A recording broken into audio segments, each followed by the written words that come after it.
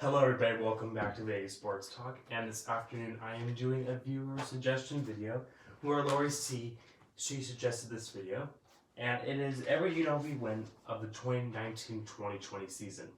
And I have notes from each game, so this video will be pretty long. Let's get right into it. First game of the season, UNLV versus Indiana Purdue for a win at home at the MAC. They won 86-71. They start off 1-0. In that game, Tillman had 16 points, Jong 17 points, 17 rebounds, Hardy 15 points, Elijah Mitchell-Long 11, Jonah Antonio 17 points, 5 and 9 from 3. And he had a great game that night, and he was looking like a pure shooter. And Hamilton only 17 minutes, 7 points. You'll see this early throughout the season, but once we hit conference season, those numbers are on the skyrocket for him. The Rebels don't win another game until November 18th against Outline Christian. They win that game 58-72 at home. They are 2-3. They're only winning 50-47 with 10 minutes left in the game, and they made a run to blow the team out. Hardy had 25 points, Long 13, Tillman 10, Jong 7 points, 10 rebounds, Hamilton 6 points in 24 minutes. They don't win another game until November 26th against Jackson State. They won 80-57, but that game was not as close as people might think. It was 50-47 UNLV with 11-10 remaining. They went on a deep run, so they improved to 3-5. During that game, Antonio was injured. He didn't play that game. Jong had 19 points, 13 rebounds. Hardy 20 points. Hamilton had 12 points in 26 minutes, so he was starting to get some more points. And he's starting to get more minutes, and you will be seeing this over the course of the next couple games. UNLV wins their first conference game at Fresno State in double overtime. UNLV wins 81-80 in Fresno. They improved to 4-6, and they're 1-0 in the conference. Long was injured with a hand injury. He did not play that game. Tillman had 28 points, 8 rebounds, and he was key in that game. Hamilton 21 points, 14 rebounds, and this is when he started to take off. And Hardy 18 points during that game, so they went in double overtime. They're 1-0 in the conference. They don't win again until the 21st, and they beat Robert Morris 81-69, but TJ switches up the lineup. He takes out all the starters, and it was a turning point after a loss to Pacific, and this game is the turning point of their season. Jong had 17 points, Coleman 16 points, and he emerged as a star there. Shebell 13 points, Tillman 17, and Hamilton had 0 points in 7 minutes, so he was starting to get benched, but that wouldn't be for long. So they improved to 5-8, and that's the turning point of the season. The next Saturday, they play Eastern Michigan. They win 64-49. Jong had 15 points, Coleman 7 points in 30 minutes. Hamilton had a bounce-back game, 13 points in 25 minutes as well.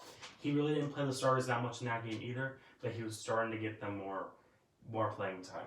So they improved to 6-8, and then conference play starts. And everyone, including myself, if you go back to the video on the channel, I did not expect UNLV to win this game, but on New Year's night, they came out with the victory. They beat Utah State 53-70. They improved to 2-0 in the Mountain West Conference, and Hamilton went off in this game. He had 20 points in 22 minutes, and he emerged as a real threat in the Mountain West Conference. Hardy had 14 points, Jong 10 points, 14 rebounds, but the better part of it was they limited Utah State. They limited Sam Merrill. I know Cada was out, but still.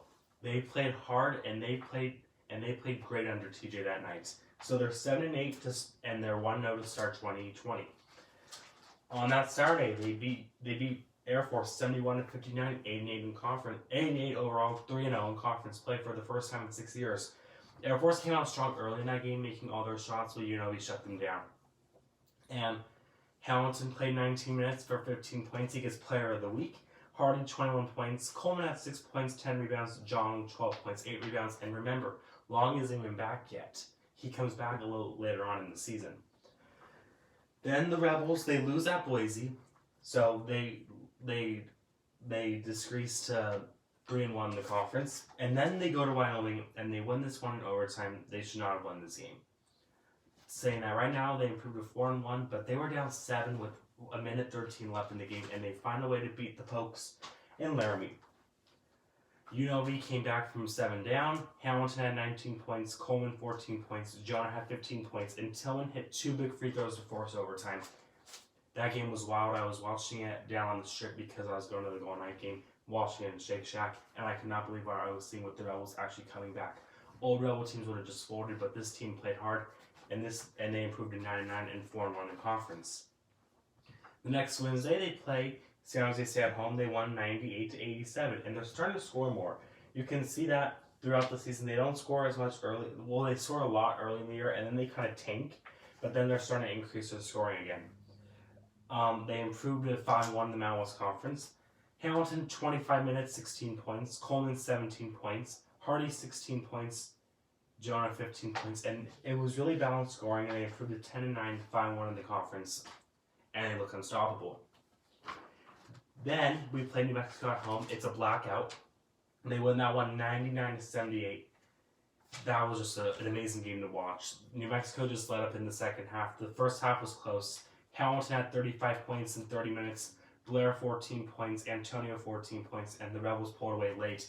They were up 3 at halftime. It was a blackout, and they improved to 6-1 in conference and 11-9 overall. But then they kind of go on a losing streak. They had a tough stretch. They had at Reno, home against San Diego State, at Colorado State, at Utah State. They went 0-4 in those games, and then they play Fresno State at home, and they almost lose that game. But they find a way to win that game with 0.8 seconds left. When Coleman makes a shot off the backboard. He banked it in. It was a lucky shot. So they win that one 68-67.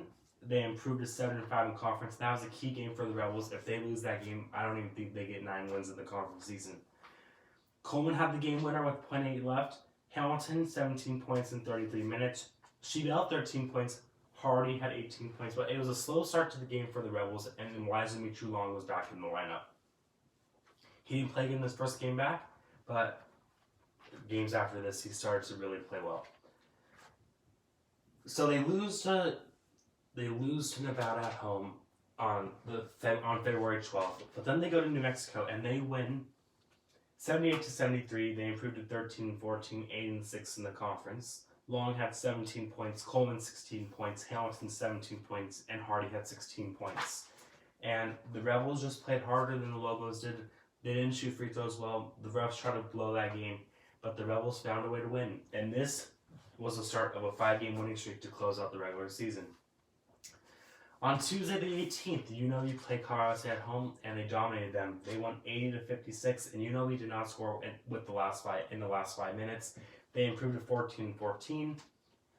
9-6 in the conference. UNLV dominated the entire game. They were up 51-29 at halftime. Hamilton, 25 points, Long, 16 points, Hardy, 11 points. Wasn't really much to say in that game other than UNLV really showed they were strong. And this was a game before they went to San Diego State. And I didn't expect them to win at San Diego State. People were saying if the Rebels play like they did against Colorado State, they have a chance. I didn't think so, but I was totally wrong. Saturday the 22nd, this was the greatest game of the season. UNLV wins 66-63 at undefeated San Diego State, the number 4 team in the nation. They win by 3 points. They improved to 15-14, 10-6 in the conference. Hardy had 17 points, Hamilton 11 points, 10 rebounds. Long had 19 points. He played great in that game. He hit key free throws down the stretch, and UNLV showed everyone in the nation that they're a team to beat.